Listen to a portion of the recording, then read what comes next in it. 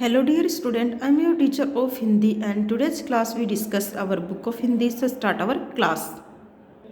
बच्चों, अब तक की जो हमारी क्लास थी ग्रामर की, उस क्लास में हमने संज्ञा पढ़ा था, फिर हमने पढ़ा था लिंग पढ़ा था, ये हमारी ग्रामर का हमने किया था, फिर हमने नेक्स्ट किया था वचन, और आज हम करेंगे सर्वनाम। आज का अपना टॉपिक रहेगा सर्वनाम। आज हम सर्वनाम क्या होते हैं वो सीखेंगे। तो सर्वनाम की सबसे पहले डेफिनेशन देखते हैं।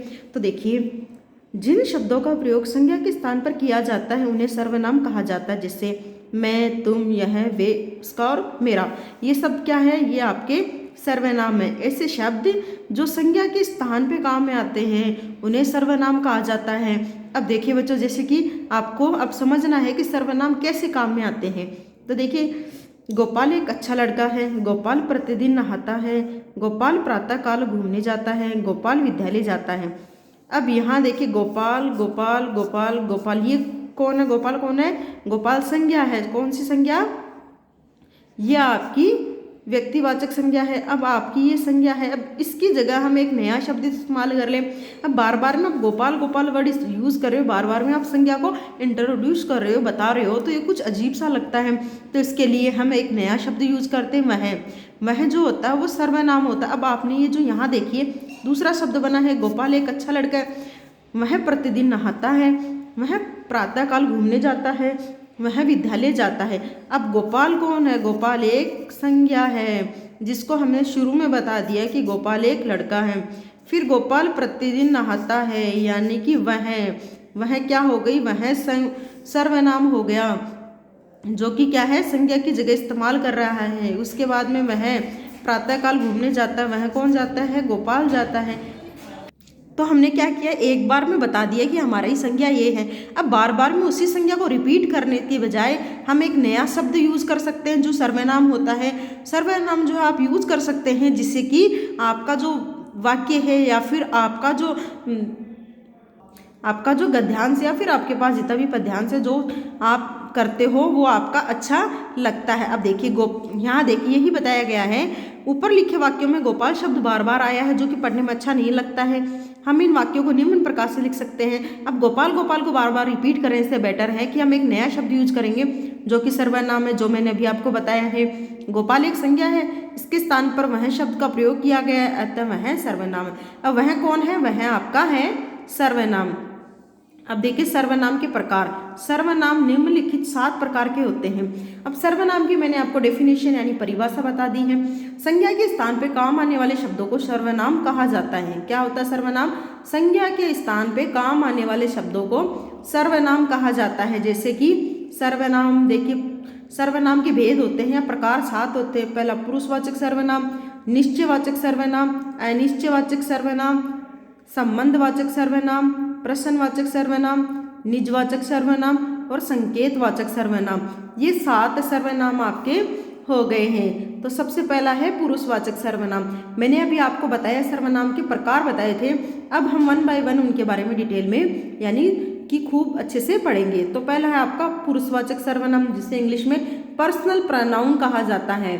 देखिए क्या होता है, जिन सर्वनाम शब्दों से किसी व्यक्ति का बोध होता है उन्हें पुरुषवाचक सर्वनाम कहते हैं। जैसे मैं, हम, तू, तुम, वह, वे, उसका, उनका, मेरा, हमारा और तुम्हारा, आपका आदि। ये कौन से सर्वनाम हो गए? जिनसे किसी व्यक्ति का बोध होता है, यानी कि जिंदा इंसान का बोध होता है। व्यक्ति से आप ये नहीं बोल सकते कि खाली पुरुष का बोध होता है, यानी कि किसी भी व्यक्ति का बोध होता है उसे कहा जाता है पुरुषवाचक सर्वनाम। यानी कि व्यक्ति में जरूरी नहीं आदमी का ही बोध, पर्सनल प्रोनाउन यानी पुरुषवाचक, यानी किसी भी एक विशेष व्यक्ति का, जिंदा इंसान का बोध होता है उसे पुरुषवाचक सर्वनाम कहते हैं। अब आगे पुरुषवाचक सर्वनाम निम्नलिखित 3 प्रकार के होते हैं। तो देखिए कौन से होते हैं। उत्तम पुरुष पहला है, 3 प्रकार में से सर्वनाम पुरुषवाचक सर्वनाम के प्रकार 3 होते हैं। उत्तम पुरुष, तो उत्तम पुरुष में कौन से होते हैं, क्या होता है उत्तम पुरुष, पहले वो देखेंगे फिर उत्तम पुरुष के एग्जाम्पल देखेंगे। तो देखिए, जिन सर्वनाम शब्द का प्रयोग बोलने वाला अपने लिए करता है उसे उत्तम पुरुष सर्वनाम कहते हैं। जैसे मैं, मुझे, मेरा, हमारा आदि। ऐसे सर्वनाम जिनका इस्तेमाल, उत्तम पुरुष क्या होता है बच्चों? जिन सर्वनाम शब्दों का इस्तेमाल इंसान अपने लिए, खुद के लिए करता है, यानी कि कोई पुरुष जो है या स्पीकर फर्स्ट पर्सन, आप उत्तम पुरुष को फर्स्ट पर्सन भी बोल सकते हो। इंग्लिश में फर्स्ट पर्सन बोलते हैं, हिंदी में उत्तम पुरुष। तो उत्तम पुरुष वो पुरुष होता है या वो सर्वनाम होता है जिसका इस्तेमाल बोलने वाला अपने लिए करता है। जैसे कि मैं कौन हूँ, मैं स्पीकर हूँ, बोलने वाली हूँ। तो मैंने क्या कहा, मैं आज स्कूल जाने वाली हूँ। तो मैंने अपने लिए किस शब्द का इस्तेमाल किया है, मैं का। अगर मैं ये बोलती कि आज, जैसे मेरा नाम बोलती हूँ कि आज मैं यहाँ जाने वाली हूँ, तो वो तो संज्ञा हो गया, लेकिन संज्ञा अपन को करना नहीं है, हमें क्या करना है, सर्वनाम। तो जब मैंने अपने लिए मैं शब्द का इस्तेमाल किया है तो वह कौन हो गया, वह उत्तम पुरुष हो गया। उत्तम पुरुष जिन शब्दों का अपने लिए इस्तेमाल करता है वह उत्तम पुरुष होता है। या फिर दूसरी तरीके से आप बोल सकते हो, जिन सर्वनाम शब्दों का इस्तेमाल बोलने वाला अपने लिए करता है उसको उत्तम पुरुष कहा जाता है। जैसे मैं, मुझे, मेरा और हमारा इत्यादि।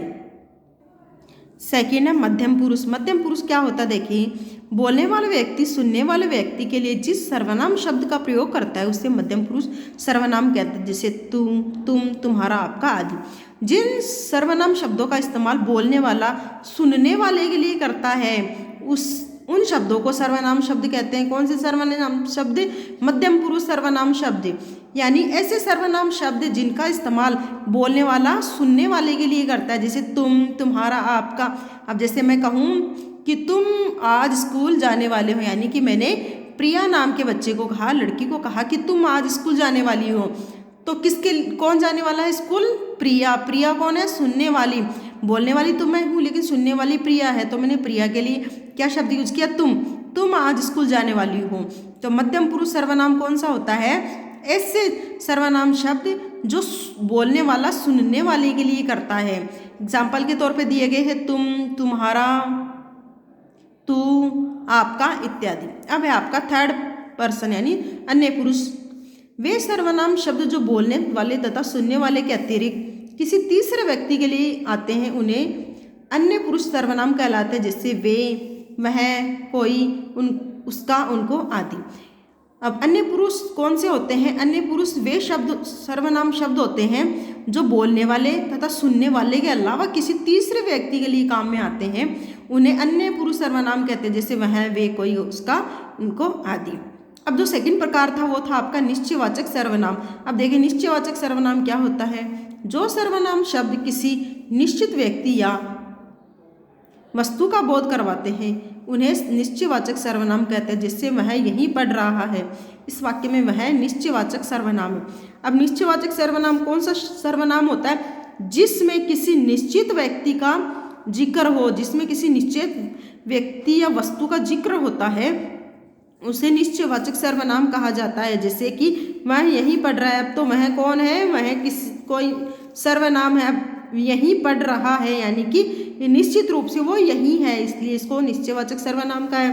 फिर है अनिश्चयवाचक सर्वनाम। जिन सर्वनाम शब्दों से किसी निश्चित व्यक्ति या वस्तु का बोध नहीं होता है उन्हें अनिश्चयवाचक सर्वनाम कहते हैं। अब निश्चय का मतलब होता है निश्चित रूप से, अनिश्चित का मतलब होता है अनिश्चित यानी इनडेफिनेट, जिसके बारे में हम पक्का नहीं होते, यानी हमें पक्का डिसाइड नहीं होता है कि क्या ये यही है, तो वही हो जाते हैं आपके अनिश्चयवाचक सर्वनाम। ऐसे सर्वनाम जिनसे किसी निश्चित व्यक्ति वस्तु का बोध नहीं होता है वह अनिश्चय सर्वनाम होते हैं। जैसे कि यहाँ कोई नहीं आया, अब कोई क्या है, अब ये होता है यहाँ कोई आया है, तो कोई आया है, कोई आया है या नहीं आया, अब पता नहीं कौन आया है, ये हमें नहीं पता।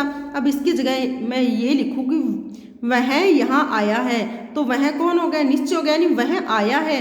अब यहाँ कोई नहीं है, इसका मतलब पता ही नहीं कौन आया या कौन नहीं आया, तो ये क्या हो गया, अनिश्चयवाचक। दूसरा है एग्जाम्पल इसका, पानी में कुछ पड़ा है। अब कुछ पड़ा है, अब ये नहीं पता कि क्या पड़ा है, कुछ जानवर है, कुछ वस्तु है या कुछ और है, हमें पक्का पता नहीं कि क्या पड़ा है, कुछ पड़ा है, तो हमें कंफर्म नहीं है। तो ऐसे सर्वनाम जिनका हमें पता नहीं होता, बोध नहीं होता, उन्हें अनिश्चयवाचक सर्वनाम कहा जाता है। फोर्थ है संबंधवाचक सर्वनाम। ये क्या होते हैं, देखिए, जिन सर्वनाम शब्दों का किन्हीं अन्य संज्ञा या सर्वनाम शब्दों से संबंध ज्ञात होता है अथवा जो दो वाक्यों अथवा दो वाक्यों को जोड़ते हैं संबंधवाचक सर्वनाम कहलाते हैं। जैसे जो कठिन परिश्रम करता है वह सफल होता है। अब देखिए बच्चों, संबंधवाचक, संबंध का मतलब होता है जो दो शब्दों के बीच में, दो वाक्य के बीच में या दो उपवाक्य को जोड़ने का काम करता है, उसको संबंधवाचक सर्वनाम कहते हैं। ऐसे सर्वनाम जो वाक्यों को जोड़ने का काम करते हैं, ऐसे सर्वनाम जो दो वाक्यों को या दो सब सेंटेंस या उपवाक्यों को जोड़ने का जो काम करते हैं, उन्हें संबंधवाचक सर्वनाम कहते हैं। जैसे कि यहाँ देखो, आपका वाक्य था जो कठिन परिश्रम करता है, ये आपका एक सेंटेंस हो गया। वह सफल होता है, अब सफल होता है ये दूसरा वाक्य। अब आपने इसको किससे जोड़ा? वह से जोड़ा। वह जो है आपका कनेक्टिवर है, किसका? पहला वाक्य जो कठिन परिश्रम करता है उससे, और दूसरा वाक्य सफल होता है। इन दोनों को कौन जोड़ता है? वह। तो वह आपका संबंधवाचक सर्वनाम हो गया। फिर आगे है, इस वाक्य में जो वह शब्द एक ही व्यक्ति से संबंधित है, अतः जो वह संबंधवाचक। अब जो क्या है? जो आपका सर्वनाम है। फिर है फिफ्थ आपका प्रश्नवाचक सर्वनाम। अब नाम से ही पता चल गया प्रश्नवाचक सर्वनाम कौन से सर्वनाम होते हैं। ऐसे सर्वनाम जो प्रश्न पूछते हैं या प्रश्न के होने का बोध करवाते हैं, ऐसे सर्वनाम शब्द जिनसे हमें किसी प्रश्न के होने का बोध होता है, उन्हें प्रश्नवाचक सर्वनाम कहा जाता है। जैसे कि देखिए, सबसे पहले इसके बारे में मैंने आपको बता दिया, अब इसके बारे में हम पढ़ेंगे। जिन सर्वनाम शब्दों द्वारा किसी प्रश्न का बोध हो वे प्रश्नवाचक सर्वनाम कहलाते हैं। जैसे यह पुस्तक किसकी है, कमरे में कौन सो रहा है, थैले में क्या रखा है, इन वाक्यों में किसकी, कौन और क्या शब्दों से प्रश्न का बोध होता है, ये प्रश्नवाचक सर्वनाम। अब यह पुस्तक किसकी है, तो यह जो है पूछा गया, पुस्तक के बारे में पूछा गया किसकी है, तो यहाँ आपका हो गया यह तो आपका सर्वनाम हो गया। ये किसकी है, ये आपका प्रश्नवाचक सर्वनाम। अब कौन सो रहा, पता नहीं कौन सो रहा, लेकिन प्रश्न पूछा है कौन सो रहा है और क्या, ये सब क्या है आपके ऐसे शब्द जिनसे प्रश्न के होने का बोध होता है। ऐसे सर्वनाम शब्द जिनसे प्रश्न के होने का बोध होता है उसे प्रश्नवाचक सर्वनाम कहा जाता है। फिर है निजवाचक सर्वनाम। निजवाचक सर्वनाम देखिए क्या होते हैं। जिन सर्वनाम शब्दों का प्रयोग वाक्य में कर्ता द्वारा अपने लिए किया जाता है उन्हें निजवाचक सर्वनाम कहते हैं। जैसे यह अपना ही मकान है, मैं स्वयं दुकान पर बैठता हूँ, तुम खाना अपने आप क्यों बनाते हो। इन वाक्यों में अपना, स्वयं तथा अपने आप शब्द कर्ता के लिए प्रयुक्त हुए हैं, अतः निजवाचक सर्वनाम। निज का मतलब होता है स्वयं या खुद। निज का मतलब होता है स्वयं या खुद, जैसे कि मैंने अभी आपको बताया था। अब उसके एग्जाम्पल यहाँ देखिए। अब यहाँ देखिए, यह अपना ही मकान है। अब यह अपना ही मकान है, अब अपना क्या है, यानी कि ये खुद का ही मकान है। तो ऐसे शब्द जिनका इस्तेमाल, यानी कि ऐसे सर्वनाम शब्द जिनका इस्तेमाल खुद के लिए किया जाता है उन्हें निजवाचक सर्वनाम कहा जाता है। फिर है सेवेंथ आपका संकेतवाचक सर्वनाम। देखिए, संकेतवाचक सर्वनाम कौन से होते हैं। जिन सर्वनाम शब्दों से किसी व्यक्ति या वस्तु की ओर संकेत किया जाए वे संकेतवाचक सर्वनाम कहलाते हैं। जैसे यह मेरी पुस्तक है, वे आम मीठे हैं। इन वाक्यों में यह शब्द पुस्तक की ओर तथा वे शब्द आमों की ओर संकेत कर रहे हैं, अतः ये संकेतवाचक सर्वनाम। संकेतवाचक क्या होते हैं बच्चे? संकेत जिसमें किसी की तरफ इंडिकेशन करके या इशारा करके बताया जाता है वो संकेतवाचक होते हैं। जैसे कि यहाँ देखिए, यह मेरी पुस्तक है। अभी यह किसके लिए यूज हुआ? यह पुस्तक के लिए यूज हुआ है। वे आम मीठे हैं, तो वे कौन है? आम है। तो ऐसे सर्वनाम शब्द जिनका इस्तेमाल इशारों करने के लिए या संकेत के लिए यूज होता है उन्हें संकेतवाचक सर्वनाम कहा जाता है। तो बच्चों, यहाँ मैंने आपको क्या पढ़ाया आज? मैंने आज आपको सर्वनाम सिखाए हैं। सर्वनाम क्या होते हैं, सर्वनाम की मैंने आपको डेफिनेशन सिखाई है। सर्वनाम का इस्तेमाल क्यों किया जाता है ये बताया मैंने आपको। फिर मैंने आपको सर्वनाम के भेद बताए थे, जिसमें 7 प्रकार मैंने आपको समझा दिए हैं। आई होप आपने ये 7 के 7 अच्छे से समझे होंगे। अब बच्चों, इसका कुछ एक्सरसाइज वर्क कर लेते हैं ताकि आप घर पे कुछ वर्क कर सको। तो सबसे पहला क्वेश्चन है, सर्वनाम किसे कहते हैं? उदाहरण सहित लिखिए। तो देखिए, जिन शब्दों का प्रयोग संज्ञा के स्थान पर किया जाता है उन्हें सर्वनाम कहा जाता है। जिन शब्दों का प्रयोग संज्ञा के स्थान पर किया जाता है उन्हें क्या कहा जाता है? उन्हें सर्वनाम कहा जाता है। अब उदाहरण देखिए, मैं, तुम, यह, वे, उसका, मेरा आदि, ये कौन है? ये सर्वनाम के उदाहरण है। फिर निम्नलिखित वाक्यों में से सर्वनाम शब्द छांटकर कोष्टक में लिखिए। यह मेरा बाग है, तो यह और मेरा क्या हो गया? सर्वनाम। बताओ तुम कौन हो? तुम और कौन क्या हो गए? सर्वनाम। हम और आप आगरा गए थे, हम और आप क्या हो गए? सर्वनाम। वह उसकी कार है, वह और उसकी दोनों सर्वनाम है। आपके घर कौन आया है? अब आपके और कौन क्या हो गया, सर्वनाम हो गए। ये किसकी बकरियां हैं, ये और किसकी क्या हो गई, ये सर्वनाम हो गया। फिर है वे क्या कर रहे हैं, वे क्या हो गया, सर्वनाम हो गया। मैं एक बार पढ़ रहा हूँ, मैं क्या हो गया, सर्वनाम। फिर है वह मैच किसने जीता, वह और किसने क्या हो गया, सर्वनाम। फिर है वह आपकी कार है, वह और आपकी क्या हो गई, आपके सर्वनाम। तो बच्चों ये वर्क मैंने आज आपको करवाया है। तो आज आप क्या करोगे, आप करोगे question number 2 as it is ऐसा कैसा ही करोगे। फिर आप करोगे क्वेश्चन नंबर 1।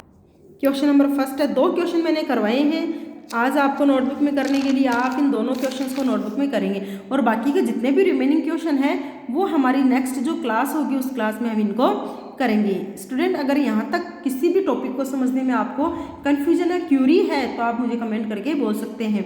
और आपको क्या करना है, इस वीडियो को लाइक और शेयर करना है, चैनल को सब्सक्राइब कीजिए। Thank you so much for watching this wonderful video. आपको क्या करना है, जो मैंने पढ़ाया वो समझना है, अच्छे से राइट डाउन करना है। नेक्स्ट क्लास का वर्क मैंने समझा दिया है। So dear student, have a nice day.